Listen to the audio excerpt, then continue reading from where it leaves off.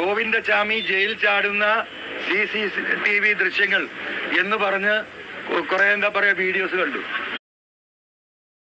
ഒരിക്കലും അത് ഗോവിന്ദചാമി അല്ല.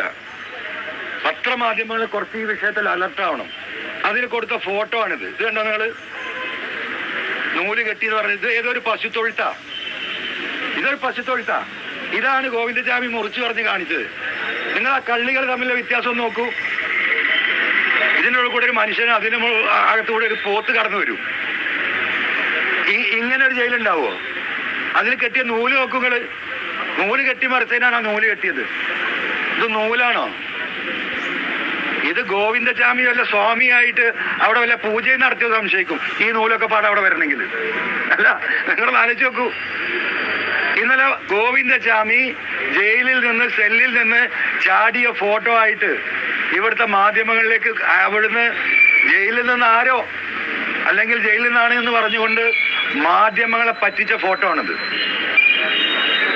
ഇതിന്റെ എല്ലാ റാഡുകളും മുറിക്കുന്ന അതിന്റെ കൃത്യമായ വീഡിയോ ഇന്നലെ കാണിച്ച അതിനെ കൗണ്ടർ ചെയ്യണം പിണറായിക്ക്.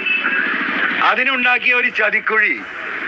അതിൽ മാധ്യമങ്ങൾ ദയവായി കാര്യങ്ങളൊന്നും ശ്രദ്ധിക്കും. ഇടവഴിക്കിടയിൽ ഒരു ഇരുട്ടിനകത്ത് ഒരു കറുത്ത മനുഷ്യനെ പോലെയുള്ള ഒരു ജീവി അങ്ങോട്ടും ഇങ്ങോട്ടും ഇങ്ങനെ പോകുന്ന ഒരു വീഡിയോ കാണിക്കുന്നുണ്ട് അല്ലെ? ആരാണ് ഈ വീഡിയോ കൊടുത്തത്? ഏത് ജയിലധികാരികളാ? അത് ഗോവിന്ദചാമിയാണ് എന്നുള്ളത് നമുക്ക് ആർക്കെങ്കിലും വിശ്വസിക്കാൻ കഴിയുമോ? അത് കഴിഞ്ഞിട്ട് പിന്നെ എന്താ കാണിക്കുന്നത്?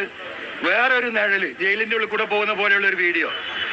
അത് കഴിഞ്ഞാൽ നേരെ പിന്നാലെ കാണിക്കുന്നത് നമ്മളെല്ലാം കണ്ട ഗോവിന്ദചാമി കൈ തലയിൽ വെച്ച് പോകുന്ന വീഡിയോ. എന്നിട്ട് നിർത്താതെ മാധ്യമങ്ങൾ പറയണത് ഇതാ CCTV. ഒരിക്കലും അത് ഗോവിന്ദചാമി അല്ല. പത്രമാധ്യമങ്ങൾ കുറച്ച് ഈ വിഷയത്തിൽ അലർട്ടാവണം.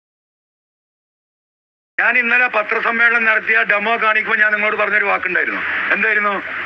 ഇന്ന് വരെ ആ ജയിലഴി മുറിച്ചിട്ടില്ല. പക്ഷെ ഞാനിത് കാണിക്കുമ്പോൾ ചിലപ്പോൾ ഇന്ന് വൈകുന്നേരം ആകുമ്പോഴേക്കും ഇത് മുറിക്കപ്പെടാം. കാരണം നാളെ ഇതിന് അന്വേഷണം വരും. ഞാൻ എന്താ പറഞ്ഞത്? എന്നെ കൊണ്ടേ കാണിക്കാന്നല്ലല്ലോ പറഞ്ഞത്. ഞാൻ പറഞ്ഞത് പത്രമാധ്യമങ്ങളെ ജയിലിൽ കൊണ്ടുപോകണം. നിങ്ങളെ അത് കാണിച്ച് ബോധ്യപ്പെടുത്തണം. കേരളത്തിലെ 3.5 കോടി ജനങ്ങളെ ഇന്ന വഴിക്ക് ഇന്ന രീതിയിലാണ് പോയത്, ഇങ്ങനെയാണ് ഡ്രം അട്ടിയിട്ടത്, ഇവിടുന്നാണ് തുണി എറിഞ്ഞത്. നിങ്ങളെ ബോധ്യപ്പെടുത്തണ്ടേ? അതിന് ചെയ്ത പണി എന്താ? ഇതാണ് കേരളത്തിൽ നടക്കുന്നത്. ഇത് ഇങ്ങനെ പോകൂ. ഇത് ചോദിക്കാനും പറയാനും ആരില്ല. ചോദിക്കേണ്ട ആരാ? നമ്മളെ പ്രതിപക്ഷല്ലേ ചോദിക്കുന്നത്. നിങ്ങൾ കേട്ടില്ലേ? നല്ല സുഖമല്ലേ ജയിലില്? എന്തൊരു സുഖം. ആരാ അവിടുത്തെ ജയിൽ വകുപ്പ് മന്ത്രി? പ്രതിപക്ഷം ഒന്ന് ചോദിച്ചോ?